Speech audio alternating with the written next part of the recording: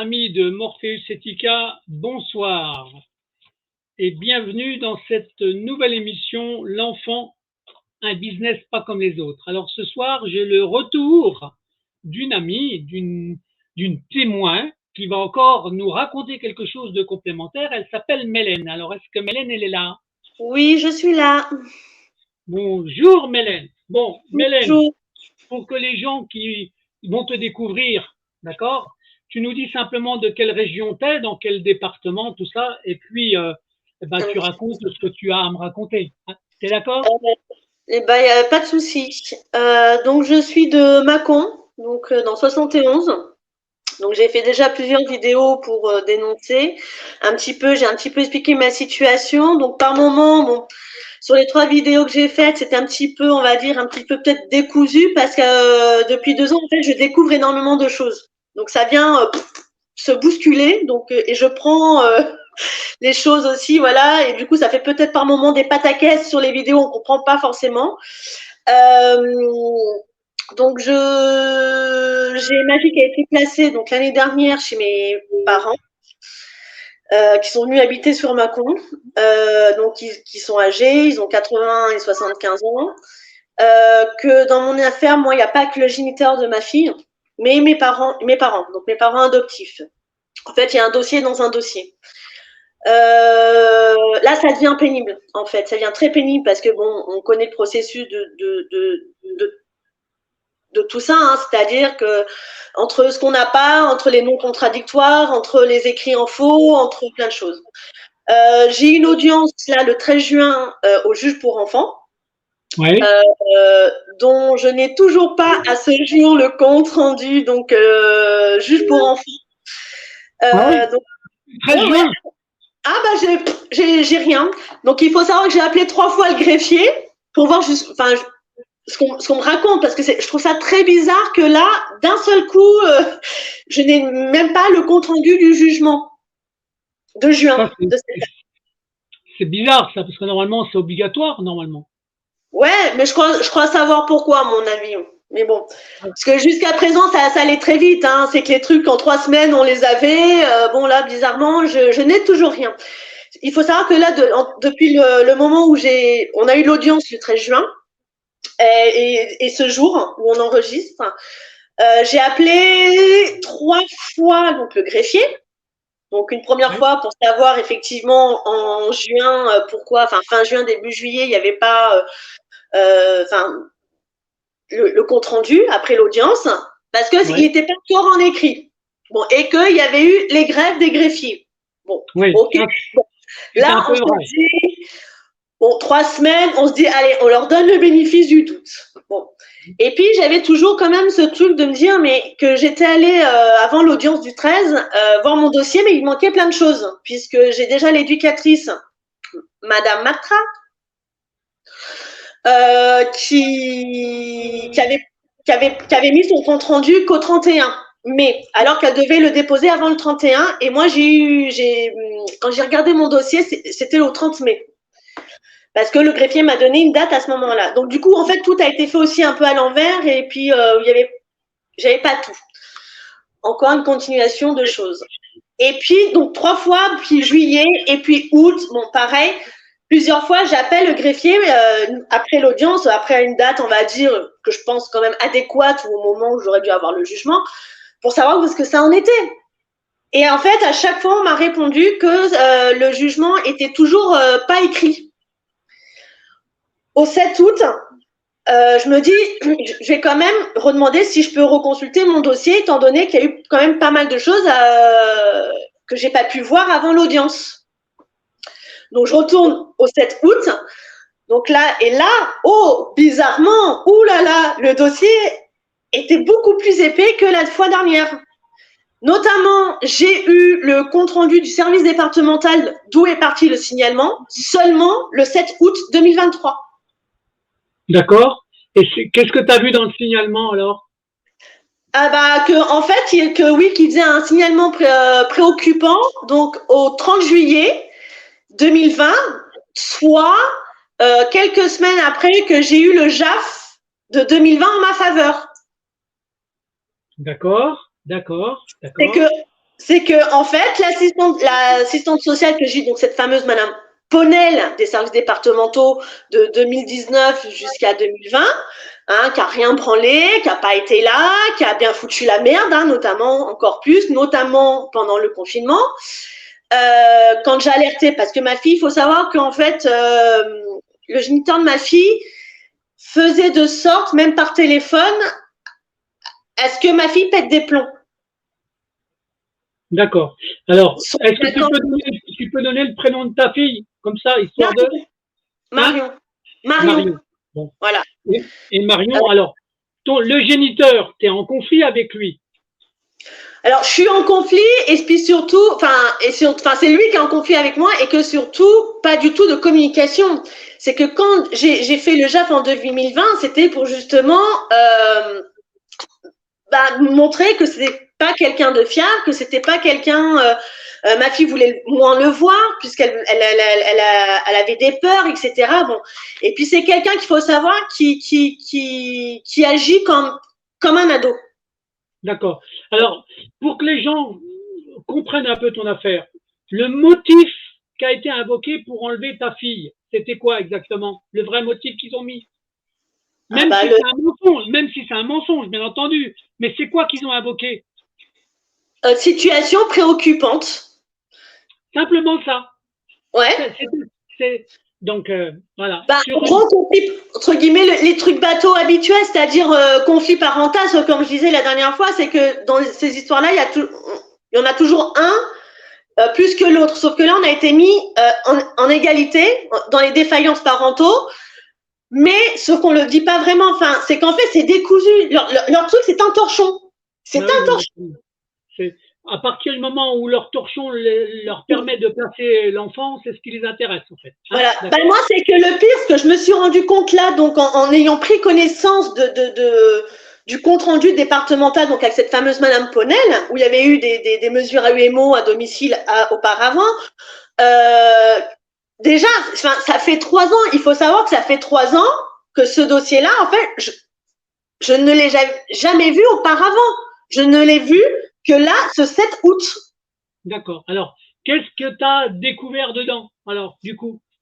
Mis à part que ce qu'est le père, hein, ce qu'est le géniteur, on me le refout sur la gueule, en fait, hein, que je suis dans le déni, que ma fille est dans un conflit de loyauté tel qu'il y a eu des incidents,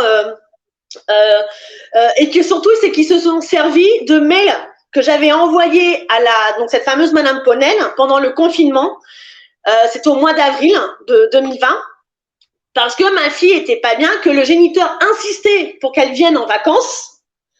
Et il faut savoir qu'il est dans un système que quand il n'obtient pas quelque chose, il fait de sorte, en passant par la gamine, jusqu'à temps qu'il obtienne. Donc ça veut dire jusqu'à temps que ma gamine pète une pile, ou enfin, il crée de la merde, quoi. D'accord.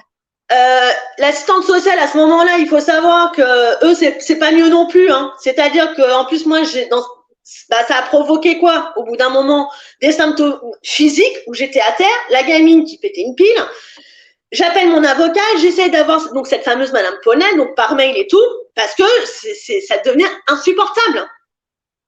Je me dis, là, et encore, il faut savoir que ce truc-là, moi je le vis depuis que ma fille est petite, c'est-à-dire que ce cheminement, il fait tout pour que ma fille pète une pile et se mettre en position de victime. Bon, c'est parti de là. Et j'avais envoyé donc un mail à cette fameuse Madame Ponel pour dire que il y a urgence, il y a danger. Là, ma fille pète une pile. Et elle n'a pas tenu en compte. C'est-à-dire qu'en gros, ils étaient du côté du papa. D'accord. Et en parallèle donc de ça, à ce moment-là, donc j'ai eu une audience aux affaires familiales, donc au mois de juin de 2020. Et en juillet 2020, alors que Madame Ponel, donc l'assistante sociale, enquête, machin, qui a rien branlé, qui a rien foutu pendant 1 an, bizarrement, signalement pour un signalement préoccupant, alors que j'ai le JAF qui m'a été rendu en ma faveur. Bizarrement. Voilà. D'accord. Et là, ça me gonfle parce que aujourd'hui, il faut savoir que ma fille, Donc, comme je disais, elle est placée depuis l'année dernière, mars 2023, chez mes parents qui ont 80 et 85 ans, 75 et 80, qui font partie des problématiques. Ma fille est en roue libre. Ma fille, elle a un manque de respect, je la vois de moins en moins, et surtout… Elle a quel âge ta fille? Elle a quel âge ta fille pour les auditeurs? Elle va avoir 15 le 30. D'accord. Le lien, il est mort. Et que de toute façon, tant que ma fille sera avec eux, ça sera comme ça. Cet été, il faut savoir, là, j'en peux plus parce que cet été, ça a été n'importe quoi. Elle est partie donc chez son père. Enfin, son père est venu la chercher en Avignon, puisque à ce moment-là, ma mère et mon père étaient en Avignon pour le festival. Donc ma fille était avec eux. Le géniteur est allé chercher ma fille donc en Avignon pour partir en Espagne. Sauf que, comme à chaque fois, c'est parti en cacahuète. C'est-à-dire? C'est-à-dire que deux jours ou 3 jours après, donc il faut savoir que donc ils sont partis donc en voiture de Avignon Espagne. Alors je crois qu'ils étaient vers Valence ou un truc comme ça. Et j'ai un matin, bref. Et j'ai pas trop compris. Je me lève un matin, donc au bout de 3 jours, et en fait, il y a eu un clash avec la belle-mère et le père, en fait. Il y a eu un clash parce que il faut savoir que la belle-mère, c'est quelqu'un qui est agressif, donc d'où le fait aussi pourquoi j'avais fait une demande aux affaires familiales en 2019. Parce que moi, je trouve qu'elle a des propos vis-à-vis de ma fille, c'est-à-dire qu'elle se mêle un petit peu trop de certaines choses qui devraient se régler entre le géniteur, sa fille et éventuellement moi. Voilà. Et en fait, là, c'est reparti du fait qu'elle m'avait re-insulté. Bon, et puis, ils savent pas y faire, c'est tout. Oui, ma fille, c'est qu'à un moment donné, il faut comprendre qu'elle est dans des troubles. C'est que si on l'agresse, elle va être agressive. C'est que c'est inconscient. C'est qu'il faut savoir la prendre, en fait. Ouais. À force d'avoir subi, elle se défend, en fait. Oui, après, c'est que ça fait 14 ans de toute façon, qu'il a jamais voulu savoir ce qu'elle avait, puisque quand moi, je disais, là, j'ai telle problématique et tout, elle va loin, il m'envoyait chier. Parce qu'on lui a inculqué que j'étais malade de la tête. Ouais. Enfin bon, bref. Sauf que là, moi, j'en peux plus parce que ça aurait pu être évité, ce qui s'est passé cet été. J'ai prévenu l'éducatrice. Donc ça, ce côté-là, tout le côté violence intrafamiliale, il veut pas l'entendre. Donc à partir de là, on fait quoi? Puisque de toute façon, ils ont raison sur tout, c'est nous qui avons tort, faut qu'on se remette à notre place, il faut ceci, il y a qu'à Faucon, c'est nous les problèmes, c'est nous, c'est jamais eux. Alors, moi, ce que je voudrais dire, pour que les gens comprennent un peu le système, toi, personnellement, tu étais une enfant placée. Oui, en plus. Donc, est-ce que tu as découvert avec le temps que les enfants qui ont été placés, qui deviennent des mamans ou des papas, deviennent des outils pour pouvoir placer leurs propres enfants? Est-ce que tu as découvert ça? Ah oui, mais il y a peu de temps, c'est-à-dire que je l'ai découvert au moment où c'était trop tard, c'est-à-dire que, comme je disais, il y a une affaire dans une affaire, c'est-à-dire que tout ce qui concernait, on va dire, le géniteur, moi et ma fille, avec tout le bordel de quand j'ai commencé à être avec l'ASE, me concernant moi par rapport à mon enfance, je le découvrais dans ce bordel, en fait. D'accord. Alors, que les gens comprennent bien, à l'origine, toi, Mélène, tu avais fait une sorte de demande d'appel à l'aide aux services sociaux, à l'origine. En fait, au début, quand je les ai appelés, c'était pour avoir une aide ménagère. Parce que comme je suis… Une aide. Voilà. Demander une aide. C'est ça. Donc, et l'aide s'est transformée en vraie galère. C'est ça, et en plus là, il y a 2 jours, il y a des trucs qui me sont revenus, ou sur le moment, ou si tu veux, je pense que j'ai dû occulter, ou parce qu'en fait, c'est allé tellement vite. En fait, c'est des gens comment dire, qui t'embrouillent l'esprit. C'est-à-dire que tu n'as pas le temps de réfléchir parce que tu as ta situation avec ta gamine, tu as ta situation avec je sais pas quoi. En fait, c'est que quand tu connais pas le système, c'est des gens qui t'embrouillent, qui sont très manipulateurs, quoi. Ah bien sûr, mais ça ça fait partie de leur business.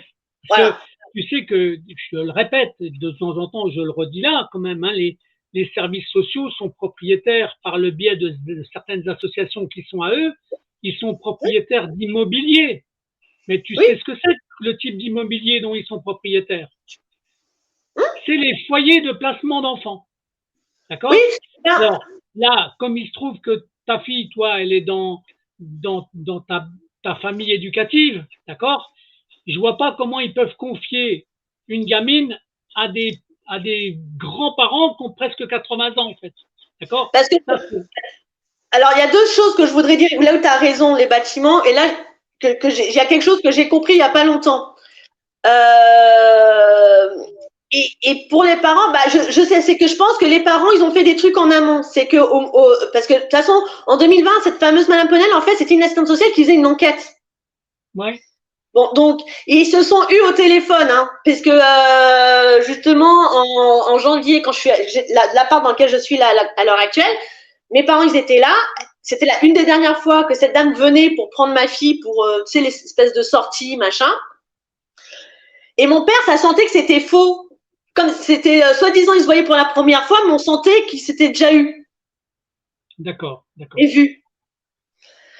Parce que je pense que tout, en fait, tout a été fait en amont, je pense, depuis que ma fille est née. C'est qu'ils ont fait passer mon congé maternité, en fait, pour quelqu'un qui était fragile financièrement, etc., puisque, comme je le répète, j'ai vu un papier du service départemental quand j'ai demandé une demande d'aide pour l'internat de ma fille à l'Uni. Et d'ailleurs, pensant d'ailleurs que cet internat à l'Uni, c'était une vraie demande de ma fille. Sauf que je viens de me rendre compte de quelque chose il n'y a pas longtemps.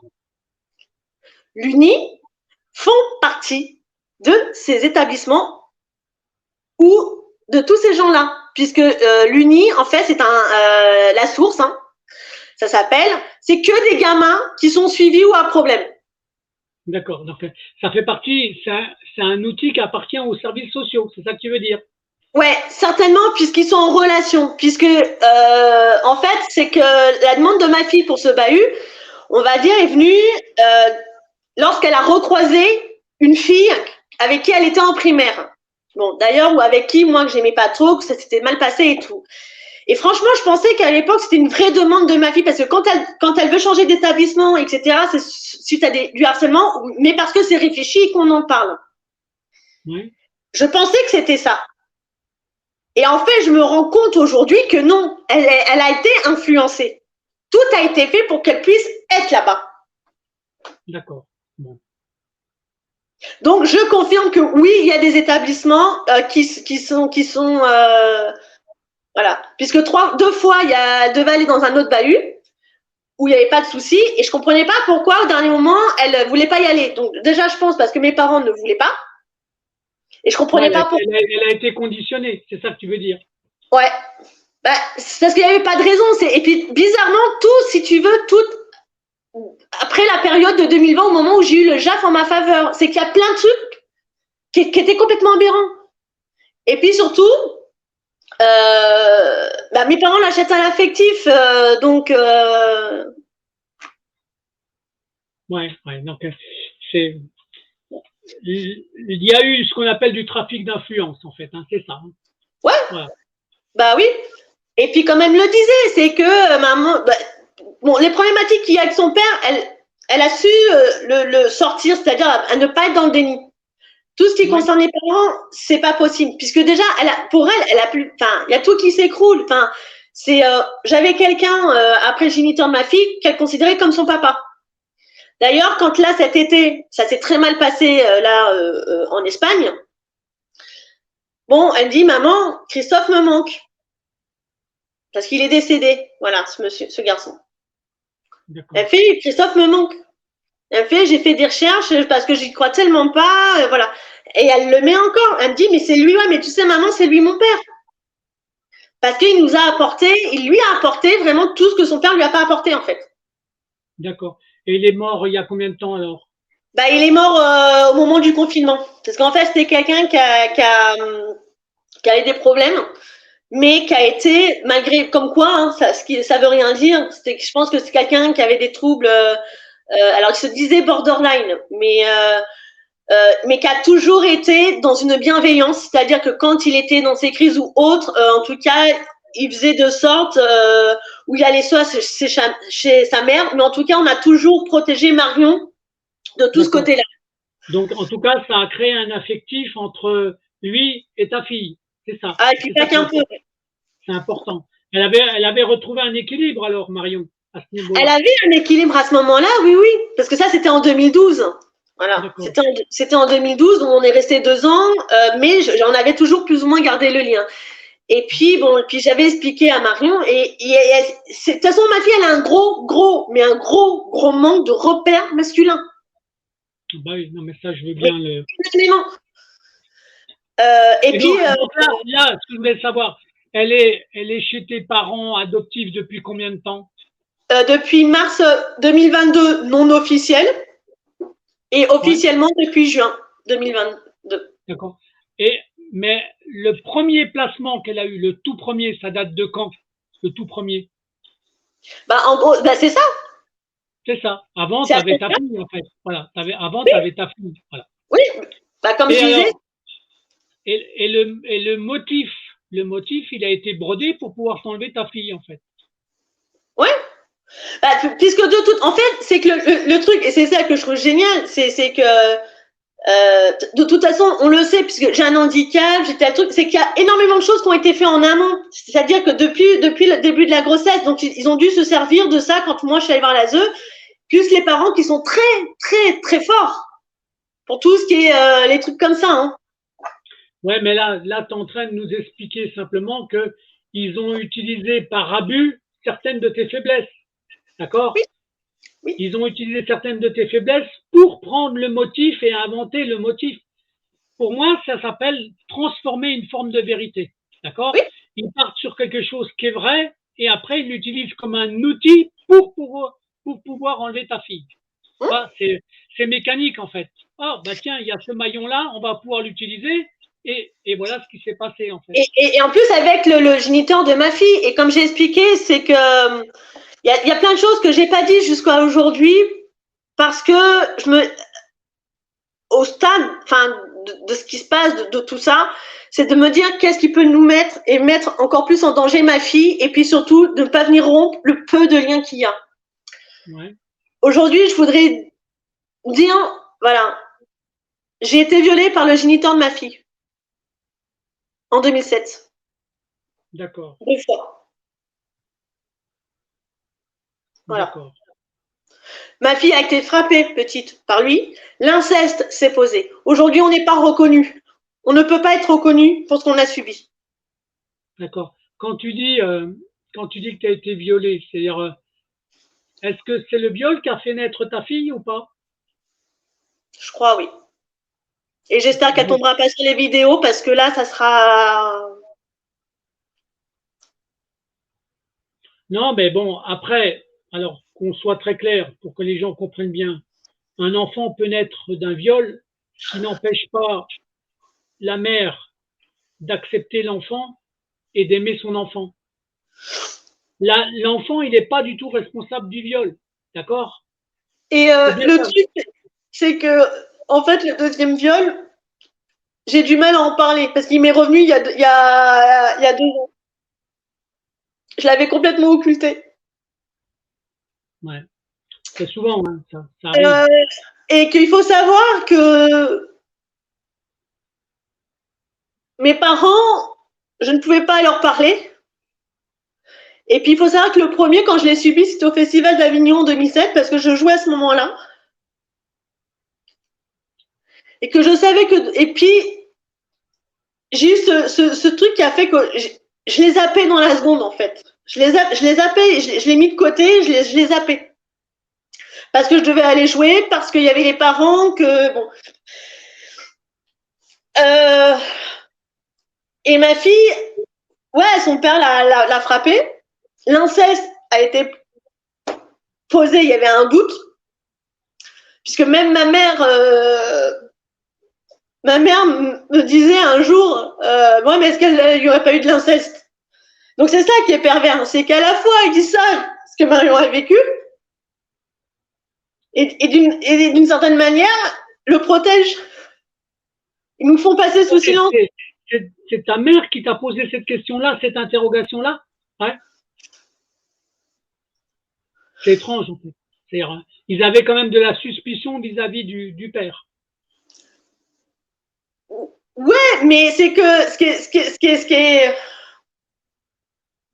qui est malsain, c'est qu'ils se servent d'une situation en me faisant croire oui, il n'y a pas de souci, même devant la gamine, du coup, d'une certaine manière. Et en fait, il faut savoir que tout le long, je me rends compte tout le long de ma relation avec lui, ou même après quand Mario était là, c'est mon père qui était constamment derrière, à nous dicter ce qu'il fallait qu'on fasse. Ouais. Ouais, évidemment. Ça aide pas du tout la relation, en fait. Il n'y avait pas une relation saine entre toi et tes parents adoptifs, en fait. Non, mais moi je me suis barrée de Paris parce que c'était pas sain. Il y avait des problématiques avec mon frère que je pense que parce que il devait subir ce que je subis, dans le sens où le chantage au loyer, etc. Enfin, en fait, on n'a pas de vie. Là aujourd'hui, ils sont en train de faire la même chose. Moi, ma fille qui est à la base une très bonne élève, je te le dis là, cette année, ça va être catastrophique parce que finalement, bon, elle a choisi de faire une générale.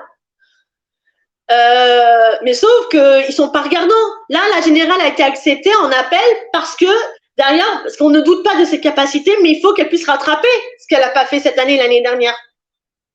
Ouais. Elle doit réviser normalement, tu vois là. Ouais. Ils ont acheté un truc, je dis, bon, est-ce qu'elle révise?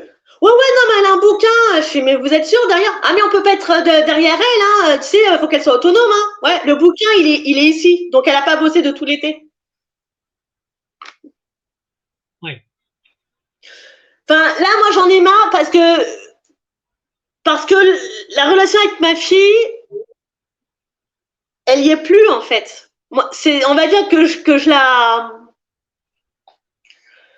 la maintiens parce que c'est moi qui garde le lien, mais si je le faisais pas, il y aurait rien.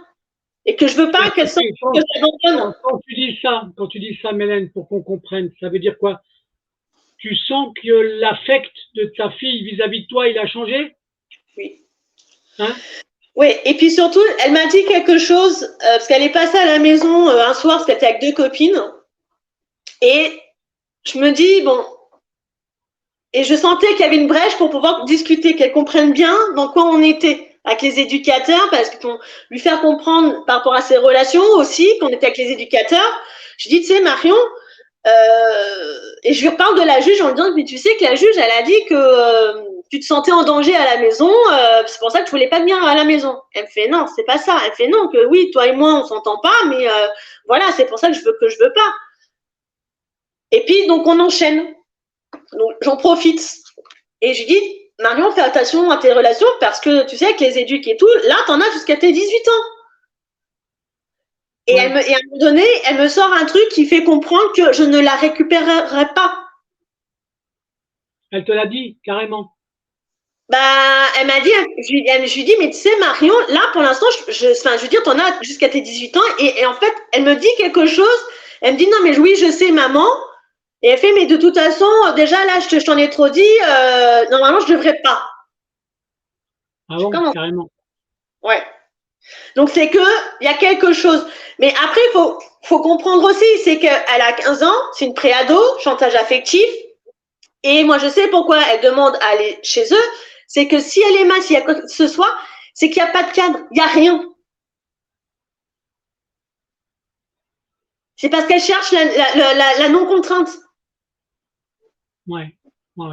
Donc, encore une fois, une non-stabilité, quoi. Ouais, ils ont cassé l'affect que tu avais entre toi et ta fille, en fait. Ouais. Et comme là, elle va avoir, bon, comme elle est déjà adolescente, il y a un détachement qui s'accélère, en fait. Qui s'accélère parce que, alors, il faut savoir que quand elle a été placée, c'est parce qu'on a été à l'hôpital. Donc, ça, ils ne le mettent pas, hein. en janvier parce que le géniteur s'amusait à dire qu'il allait réavoir l'autorité parentale. Alors qu'il n'y avait même pas encore le jugement. Hein. Donc, plus les éduques, plus plein de choses. Et surtout, ce qu'elle m'avait pas dit, c'est que, et ça, je l'ai appris quand, une fois on est sorti de l'hôpital, elle et moi, en fait, les parents venaient vivre sur Mâcon. Donc, tout a été fait, voilà. Et quand on est allé à l'hôpital, c'est parce que ma fille était pas bien. Elle était en dépression, elle s'était scarifiée, elle avait ce qu'on appelle, elle a des troubles du comportement. Parce que c'est tellement, enfin, entre le géniteur, entre les parents, et puis est venu se rajouter les éduques et tout le truc, et tout le bordel depuis 4 ans.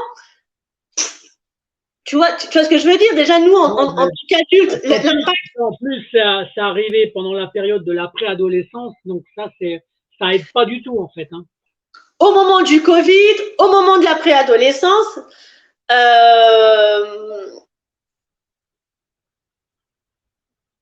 moi, je te dis honnêtement, j'attends qu'un truc, hein, c'est que c'est mes parents, ils crèvent. Hein. Ouais, ça c'est des choses qu'on dit pas, mais bon.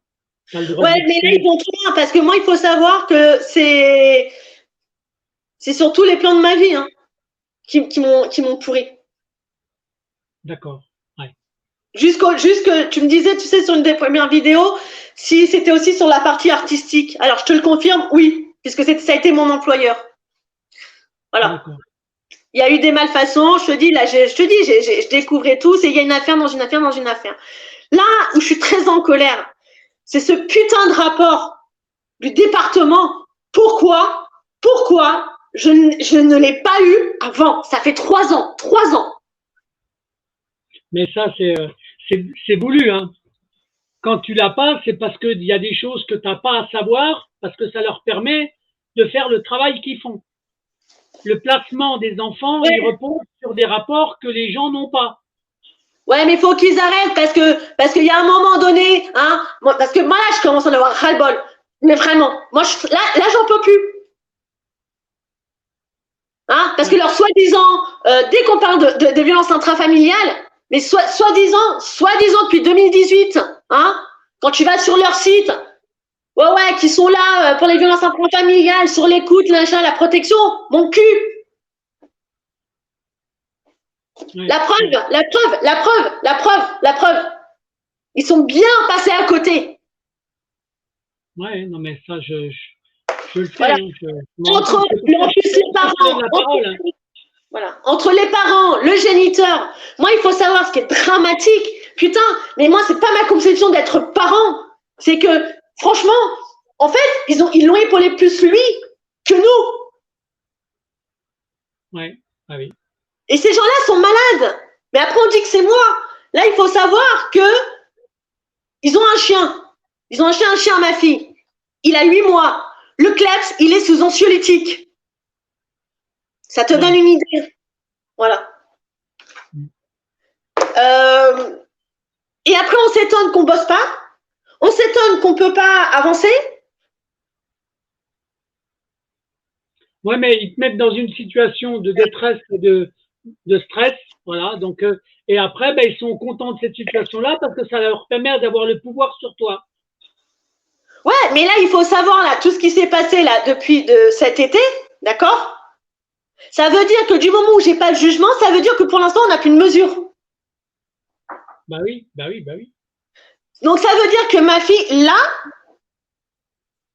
il n'y a plus de mesure. Donc, s'il arrive quoi que ce soit, mais en même temps, je me dis, s'il n'y a plus de mesure, c'est peut-être là qu'il faut peut-être que je peux peut-être trouver un truc pour. Mais ça me fatigue. Enfin, tu vois ce que je veux dire? Mais toi, tu la vois combien de fois par mois, ta fille? On peut pas dire combien de fois parce qu'en fait, c'est comparé aux autres, c'est très aléatoire. En fait, c'est-à-dire que non cadre.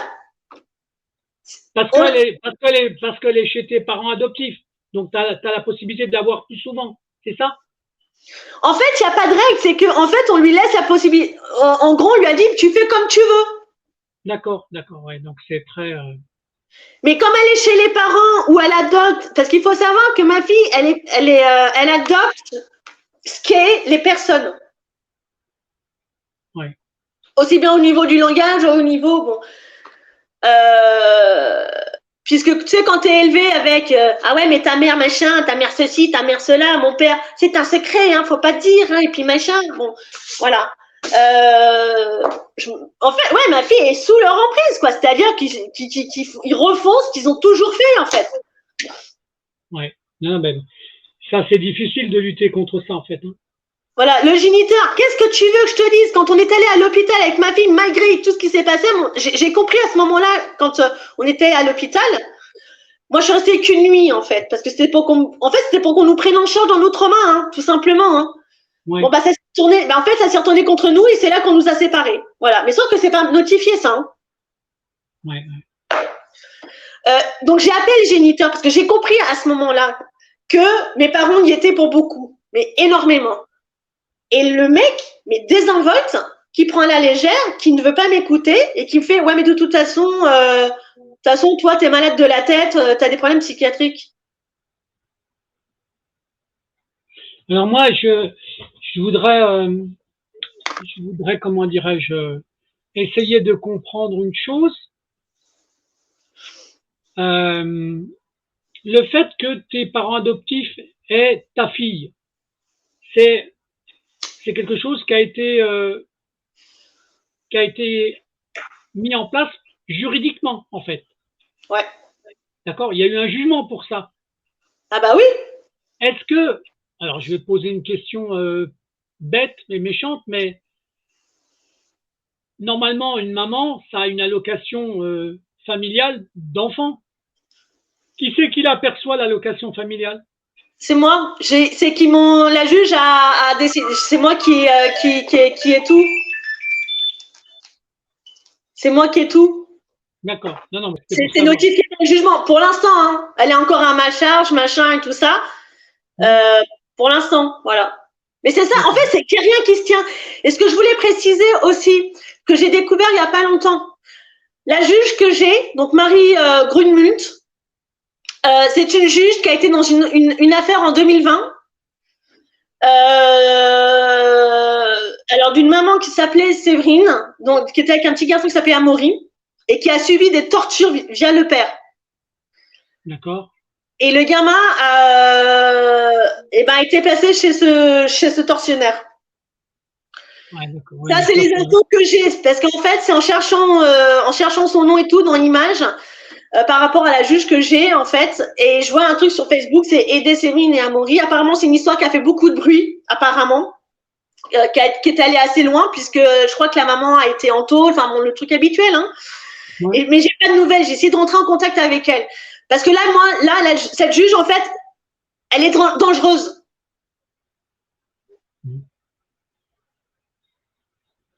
Parce que moi, elle a pas forcément écouté. Mais on a tendance je crois que ça les a bien emmerdés, hein, ce qu'on a fait avec David. Ouais, non, mais ça, je sais bien que le travail de David, il a de l'importance, en fait. Hein. Voilà. Mais moi, là, ce qui m'inquiète, c'est que la juge, parce que je comprenais pas pourquoi elle était dans son obsession de, oui, mais elle est en danger, elle est en danger. Donc, tu t'imagines, j'apprends un mois après que cette juge a été déjà mêlée à une autre affaire où ça s'est mal terminé, quoi, très mal terminé. Ouais. Donc si quelqu'un a entendu parler de cette affaire ou de cette juge, parce que là, il y a un moment donné, moi, je vais me laisser nier. Hein, c'est-à-dire que je vais faire des plaintes à répétition. Hein. Ouais, mais là, tu sais, après, moi, je sais, par exemple, qu'en ce moment, il y a des juges, pas des juges, des juristes et des avocats qui sont en train d'étudier l'application de l'article 375. Oui, bah c'est ça. Oui, mais l'article 375, normalement, il doit notifier quand ils mettent dans un jugement qu'on place un enfant parce qu'il y a un danger, ils doivent exposer les raisons du danger. Ils doivent le motiver. Et la Cour de cassation… Que les deux parents que la gamine est dans un conflit tel, en gros que chacun ne voit pas ses responsabilités, enfin bon, ce genre de truc. Ouais, mais après, ils font des amalgames. Et le danger, en fin de compte, c'est une grosse manipulation d'interprétation. D'accord? Donc, ça veut dire qu'ils sont capables de mettre n'importe quoi, mais ils n'amènent pas toujours les preuves. Ils sont même loin d'amener des preuves. Alors qu'ils ont l'obligation d'amener des preuves. Quand toi, par exemple, tu as des choses… Moi, je te le dis honnêtement, j'ai énormément de choses que j'ai à la maison, des écrits de ma fille comme quoi elle avait peur de son père. Je le mettais pas parce que j'étais toute seule, premièrement, qu'elle avait peur de parler. Donc, tant que j'avais pas un interlocuteur en me disant, si j'ai pas un interlocuteur qui écoute ma fille et qui m'écoute, justement, pour éviter ce qui arrive aujourd'hui, en fait, au final. C'est que j'avais cette conscience à l'époque. Donc, mais moi, j'ai tout. Là, je suis en train de ranger. J'en suis à mon 5e classeur, là. D'accord? Je peux tout démonter. Mais sauf qu'à un moment donné, c'est pas possible, quoi. C'est-à-dire de tout prendre. Et quand on voit, moi, je te jure, quand j'ai lu le rapport, quand j'ai lu ce putain de rapport, mais j'ai pété une durite. Alors, moi, je te dis une chose qui est très simple. Ce qu'il faut que tu fasses dans un travail préparatoire, c'est dans le classement de tes pièces de classer ce qu'on appelle la chronologie des événements. C'est ce que je fais.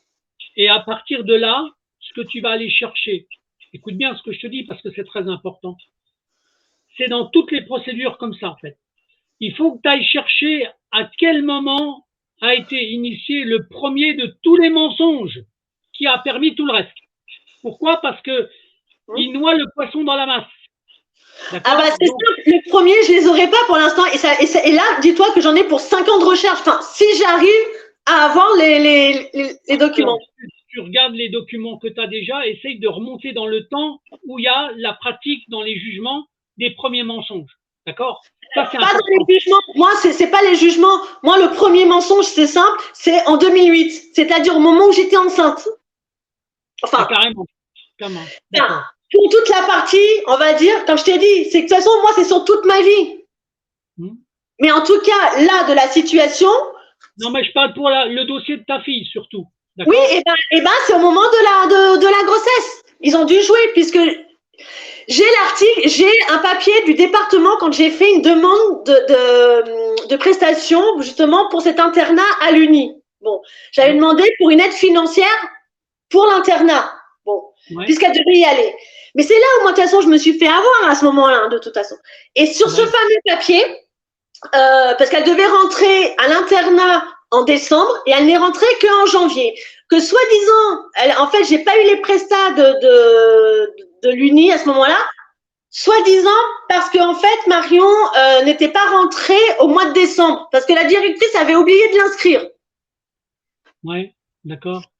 Mais à ce moment-là, je ne doutais pas que mes parents avaient quelque chose à voir avec l'histoire. Sauf que ce papier-là, je l'ai eu qu'en avril 2021, parce qu'elle est rentrée donc sur l'année 2021.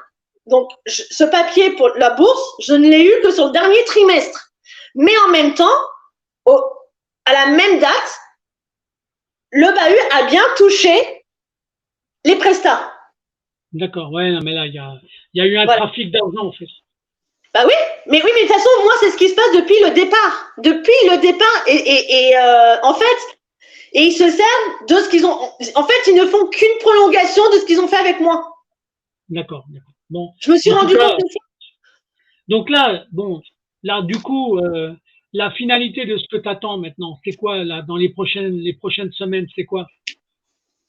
Ce que j'attends, c'est que je sais plus. Mais mis à part qu'il y ait vraiment là des gens où on se penche sur le dossier. J'ai dit, David, m'a mis en contact avec une avocate. Bon, mais de toute façon, moi, comme il y a deux choses, il y a deux affaires en fait au final, qui se rejoignent, mais il y a deux affaires. Il y a ce qui concerne le juge pour enfants et ce qui concerne l'escroquerie, tout ce qui est financier. Moi, j'en ai marre, c'est-à-dire que quand on va voir un avocat là maintenant, c'est dites-moi ce que vous voulez, comme si on allait chez le boucher, qu'est-ce que vous voulez, ma petite dame? Non, mais à ce stade-là, on a besoin d'avoir des gens où on se penche dans les dossiers, de savoir qu'est-ce qu'on peut faire ou pas. De concret ou pas. Alors, moi, je vais être clair avec toi. Les avocats sont maintenant, par rapport au travail qu'ils ont, incapables de décortiquer un dossier si tu ne fais pas une synthèse globale.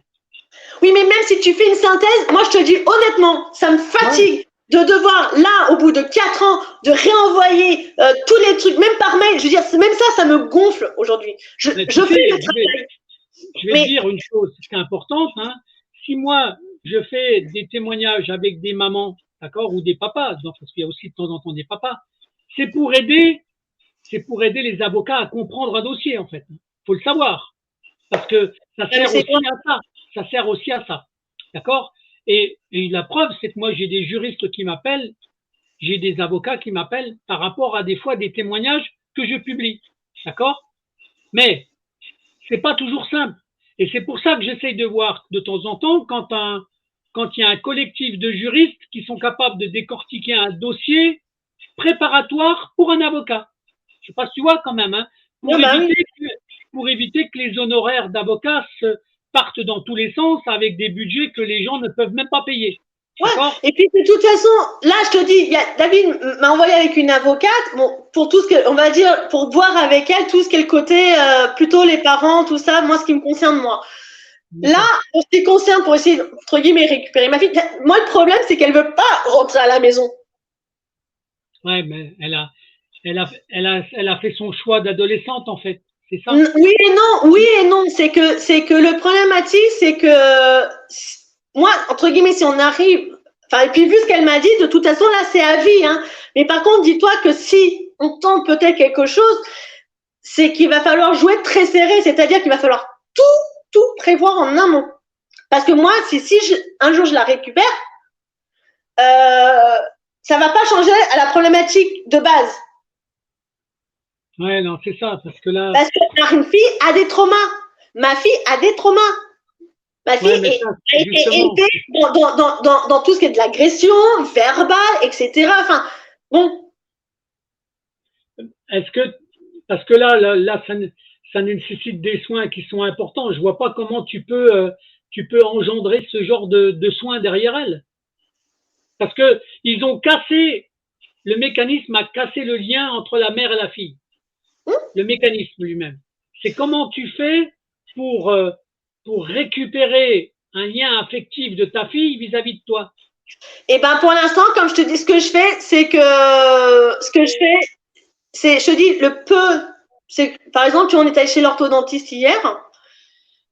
Est-ce que tu veux gêner ou pas avec toi? Est-ce que tu veux juste la carte? C'est-à-dire que même si c'est 2 minutes, une demi-heure, je profite de ce moment-là. D'accord.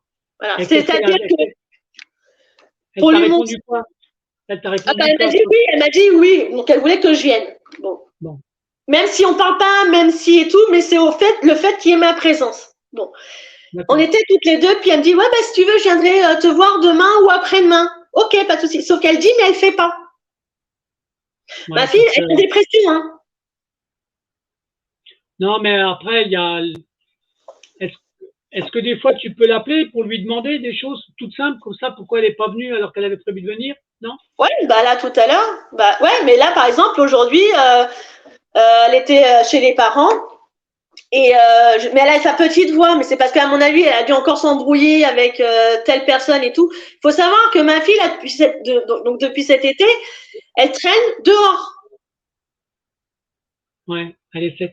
Est-ce que tu penses qu'elle essaie d'avoir des autres amitiés parce que ça se passe mal où elle est? Il y a ça aussi. C'est que ces amitiés ça, c'est qu'à un moment donné, désolée de dire ça, mais parce que c'est pas d'aujourd'hui, parce que même quand elle était plus petite, quand elle était avec moi, mais moi derrière, je lui expliquais les choses. Bon. Ouais, sauf que en fait, c'est qu'il y a un schéma qui est répétitif. Et en fait, de toute façon, elle est dans de la manipulation, mais sauf qu'elle veut pas se l'avouer, que quand il y a des embrouilles, des trucs et tout, que ça vient d'elle. Ouais, non, mais elle a subi beaucoup, donc c'est sûr qu'il y a des fois, elle peut pas accepter. Bah, elle peut plus, elle peut plus. Le peu qu'on va dire, parce qu'à chaque fois on me disait, ouais, mais oh là là, malgré tout ce qui se passe avec les parents, machin, comment elle fait pour trouver une stabilité? Bah, je sais pas, peut-être parce que justement, il y a un moment donné, faut pas être con, quoi. Sauf que là, elle peut plus l'avoir. Puisque derrière, avec les parents, ils sont complètement, mais à la ramasse. Ils sont dans leur monde. Ouais, non, mais c'est. Moi, on me considère comme si, putain, j'en ai marre d'être un punching ball pour ceux qui sont tarés. Ouais, non, mais je comprends ça en fait. Bon, en tout cas, c'est un message que tu envoies à ta fille, alors du coup, ça, aujourd'hui. Je sais pas, mais non, le message que je vais envoyer, c'est que financièrement, moi, c'est plus possible. Là, moi, c'est catastrophique. Comme je l'ai déjà dit la dernière fois. Ouais. C'est de plus en plus difficile. Physiquement, le moindre truc, qu'est-ce que je veux dire? Il suffit d'un truc. Bah, quand je suis passée là-bas pour un truc, bon, je l'ai eu au téléphone il y a une semaine, avant qu'il y ait l'orthodontiste. Bon, ce que je voulais dire, c'est que j'ai vu de l'alcool dans sa chambre, une bouteille de rhum. Mais elle dit non, que c'est une copine à elle. Tu sais, le prétexte A. Bon, il y a quand même un compte rendu quand on est allé à l'hôpital au mois de janvier, parce qu'elle avait soi-disant mal au ventre pour ses règles, où il y avait marqué que comme quoi il y avait alcool occasionnel. Mais après, pour dire comme mon père lui a inculqué ça, il suffit qu'elle dise non mais j'ai juste dit non mais ils se sont trompés, j'ai juste dit que je buvais du shampoing. Bon, tu vois ce que je veux dire? C'est que mes parents cautionnent ce qu'elle va dire, puisque de toute façon eux-mêmes cautionnent l'initie. J'ai prévenu mon médecin. Je veux dire, c'est que faut pas se leurrer du chemin qu'elle est en train de prendre. Je veux dire, c'est bon, elle a déjà couché avec un mec. Elle avait pas 14 ans. Ça s'est passé quand elle était déjà placée. Ça va aller jusqu'où, là? Et le problème, c'est que ma fille, c'est que je la connais par cœur. Moi, c'est pour ça aussi qu'elle veut pas et tout, et que quand elle me répond pas, c'est parce qu'il suffit juste au ton de sa voix. C'est que je sais ce qu'il en est. Je sais que quand elle traîne avec telle personne, des gens que je connais pas, c'est que je sais ce qu'il en est. Mes parents sont regardants sur rien. Ouais, mais tu comprends, c'est normal. C'est les copains, faut bien qu'elle ait des copains. Voilà, mais ça s'arrête là. Ils confondent. Enfin, moi, j'en peux plus parce que c'est de pire en pire. Moi, au niveau physique, j'en ai marre de faire le yo-yo. J'ai des projets, j'ai des trucs, mais comment avancer dans ce merdier? C'est que Est-ce que tu sollicites des aides, en fait, dans ta manière de parler? Parce que là, on arrive au bout de notre entretien. Donc, tu sollicites quoi, en fait? Des associations, des aides, d'Ivoire? Comment tu… Alors, déjà, j'ai un psy. Mais bon, ça fait 14 ans que je vois des psys. Je suis en relation là avec une des mamans, donc Magali. Je t'embrasse, ma belle. C'est une très très belle amitié. On est là toutes les deux et ça fait du bien. Et puis moi, de mon côté, je fais partie d'associations et puis je te dis, je fais du chant, des trucs et tout. Mais si tu veux, à cause de tout ce merdier, c'est qu'aujourd'hui, le moindre truc qu'il y a, il suffit que ma fille m'engueule. En fait, pour que pendant 4 jours, moi je suis mal et j'ai des symptômes où je suis à terre et machin. Enfin, tu vois ce que je veux dire? Bon, alors attends. Là, est-ce que je pourrais te glisser une petite notion morale, quelque chose qui pourrait te faire du bien à ton moral, un tout petit truc, un détail. D'accord? Si je te dis que moi j'étais un très très gros distributeur de playback de chansons françaises, si tu avais des chansons à vouloir chanter, tu aimerais avoir qui comme artiste? Il y en a plein. Bah, du Berger, ça c'est clair et net. Michel Berger? Ouais. Eh ben, je vais t'envoyer un album de Michel Berger en playback. D'accord? Oh, c'est adorable. Et tu pourras chanter les chansons de Michel Berger. Donc, je t'enverrai la version chantée par les artistes et je te ferai la version playback où toi, tu pourras chanter dessus quand tu veux.